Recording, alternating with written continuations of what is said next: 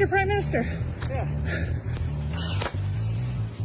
Please get the fuck out of BC. Have a wonderful day, man. Yeah, you suck.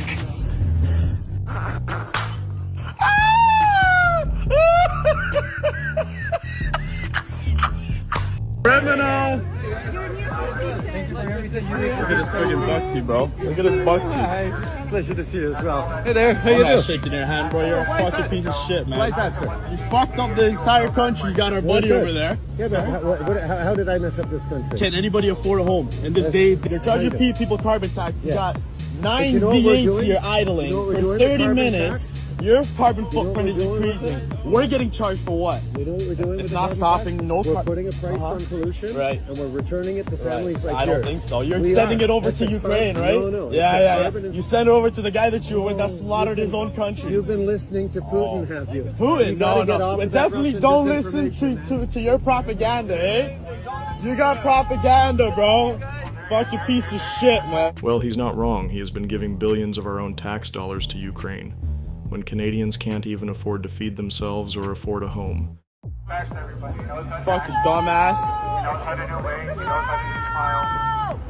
Get the fuck out of here. Go to a homeless shelter, you piece. Apparently you can just make up words now. When you have the intelligence of a child, it's easy to make this mistake, I guess. A brokenist vision of Canada. Brokenist is simply not aligned with the reality. Yes, Canadians are struggling like people are all around the world after... Oh, really? Really? He's been a very, very successful politician, no matter how you look at it, just in his tenure, how long he's lasted. He, in my view, is the worst manager Canada has ever had. The worst. When you're driven by something and other people can imagine what you can imagine and see what you can see, I think that's a reason to keep going. And at the end of the day, He stayed focused on following the science, on promoting public health rules, and Canadians stepped up in their communities. They stepped up for their frontline health workers. They stepped up for each other. And Canada has never been so strong and together as we are now. Of the world right now under the thumb of a horrendous dictatorship. This morning, members of the Conservative caucus got to hear directly from Jenny Byrne, who sits in their caucus with them. Mr. Speaker, he makes it too easy. He talks about caucus meetings and Loblaws. Get this. The Prime Minister had someone who is his Director of Caucus Services named Julie DeWolf, who is now a lobbyist for Loblaws. Sometimes I wonder deep down, do stupid people know that they're stupid? It is a mess. It's a mess. President sucks. Prime Minister, whatever you want to call him. Comment on one spectacular social housing project of his, and that is the brand new lavish apartment that he bought his friend, the new Consul General to New York. Why are you the way that you are? Honestly. $9 million for his friend Tom Clark to have stunning powder room, a handcrafted copper soaking tub, custom bronze bathroom fixtures, $5,000 coffee machine. Did the Prime Minister go and inspect this palace in the sky on his recent trip to New York? On this side of the house, we're used to casual homophobic comments from the other side of the house. Open the gate! Standing up to bullies requires us to call them out on their crap, and that's what I will do. What happened to this great country? Well, this next clip will help you remember what we have lost when we elected Trudeau. So, see what Trudeau said today? Wait, today? Did you see, I'll send it to you, Jamie, because it is fucking wild. You can't use a gun for self-protection in Canada. That's not a right that you have in the Constitution or anywhere else. If you try and buy a gun and say it's for self-protection, no, you don't get that. Yet this country was founded through hardship, war, and hunting. The right to protect yourself from harm and the right to be able to protect oneself is freedom, without that you are a slave.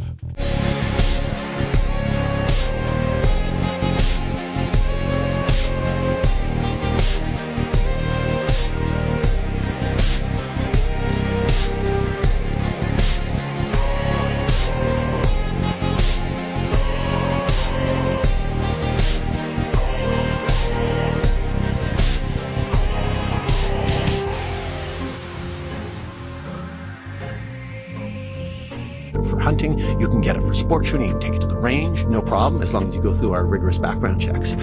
there's a difference around the culture. And one of the things that we're seeing with the debate in the States is you get more and more of the American style, right to carry, self-defense arguments.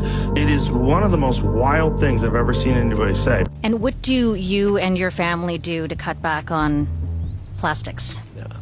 We have recently switched to drinking water bottles out of when we have water bottles out of a plastic. Have you ever had a dream that you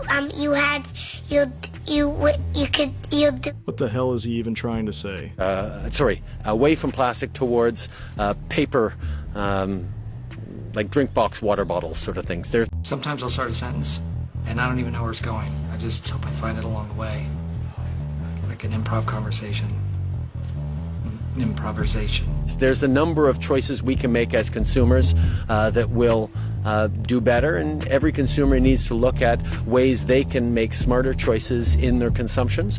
We certainly do that on a daily basis as we've switched from plastic water bottles to... If you say so. But at the G20 yesterday, he was ignored in such an incredible fashion that even he couldn't keep it together. So watch him walking in right now. So the seating chart was set up in alphabetical order. So China was right next to Canada. But President Xi of China has been notorious aloof towards Trudeau. So when Justin sits down, he pays him no attention. He doesn't make eye contact. You know what it feels like when someone's staring at you or looking at you? You can just kind of feel that energy. You have anything to say before sentence is carried out? I'm sorry for what I am. Well, Trudeau was hoping that when he did this, it was actually the new president of Brazil. His name is Jair Bolsonaro. He was hoping that he would turn and greet him and say hi, so he wasn't kind of sitting there awkwardly. But it doesn't work. So what does Trudeau do? Actually physically touches his arm. If you touch that again, I shall kill you right now. Okay. Do not touch this. This is a no touching there. Good. Well then... Oh my God! I can't believe you reached across like that. Which gets his attention, but the problem is Jair was more interested in shaking the hand to whoever was at his left. Hello, darkness, my old friend. I've come to talk with you again. What? What the fuck? Remember when Justin froze the bank accounts of Canadians because they didn't want to be forced to take the jab or lose their job, so they all drove down to Ottawa and just honked their horns till Trudeau would be a human being and just revoke the mandate or have a conversation. I want to talk to you a little bit about the Emergencies Act inquiry. Do you think the country suffered any long-term damage because you invoked the Emergencies Act? No, I don't think because I invoked, it was in there for 9 days. It did, in a very limited way, the job that it was brought in to do. Nobody got seriously injured. Nobody had any lasting effects from it, and it cleared the situation. He was shitting bricks and was calling everyone Nazis, white supremacist, and anti-Canadian.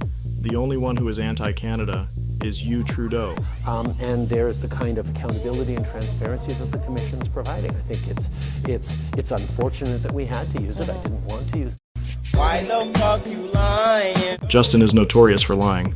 I don't think he has said an honest thing his entire career. Ridiculous. Liar! Justin Trudeau was asked where the financial support for the Okanagan fire will come from.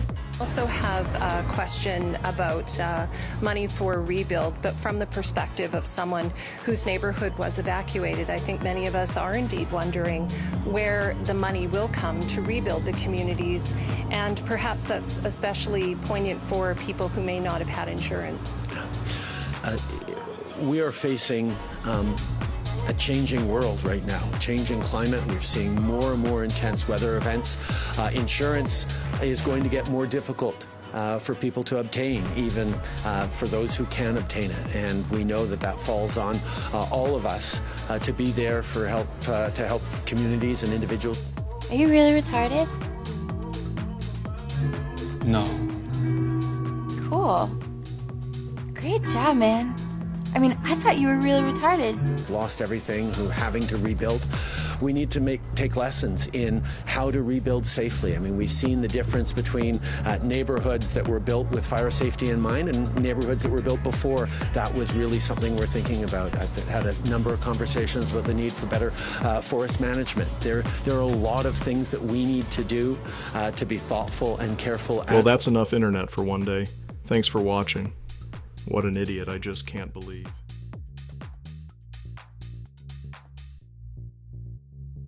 Hello, darkness, my old friend. I've come to talk with you again.